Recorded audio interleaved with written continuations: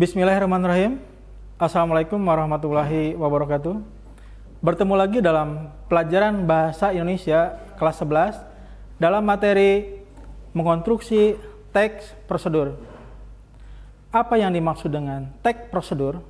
Teks prosedur yaitu tulisan yang di dalamnya menceritakan tahapan untuk melakukan sesuatu. Tujuan dari teks prosedur yaitu agar seseorang lebih mudah dalam melakukan pekerjaan. Ciri utama dari teks prosedur yaitu memiliki cara atau tahapan, dan tahapan ini tidak bisa diubah. Kalau seandainya tahapan atau langkah-langkahnya diubah, maka hasil dari kegiatan yang dilakukan akan mengalami kesulitan atau mengalami hambatan. Makanya tahapan-tahapan, langkah-langkahnya harus terinci, harus tersusun, sehingga apa yang kita inginkan dapat terlaksana. Berikutnya, ciri umum dari teks prosedur. Yang pertama, rinci. Rinci artinya dari kegiatan awal, contoh dari A, sampai dengan Z, itu harus dilaksanakan. Yang kedua, yaitu informatif.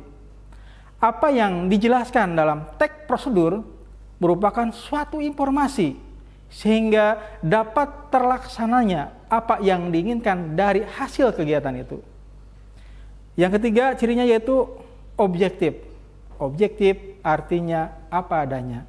Yang keempat, mengandung langkah-langkah, cara-cara atau tahapan-tahapan dari tahapan awal, dari persiapan, kemudian dari isi sampai dengan akhir pelaksanaan. Dan yang berikutnya cirinya yaitu akurat. Akurat artinya data-datanya real, benar-benar terjadi. Berikutnya contoh dari teks prosedur. Contohnya yaitu prosedur membuat KTP. Langkah yang pertama, biasanya KTP dibuat apabila seseorang usianya sudah 17 tahun. Maka sebelum membuat KTP, ada langkah-langkah yang harus disiapkan. Contohnya identitas diri kita. Yang pertama yaitu siapkan identitas. Langkah pertama.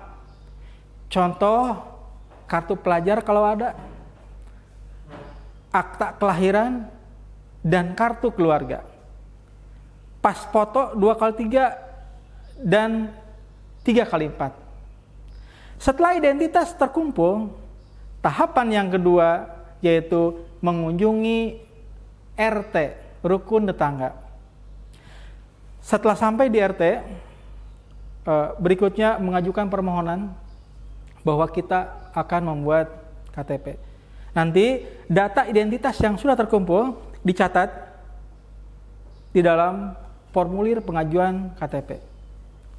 Ditandatangani oleh RT, kemudian di stempel.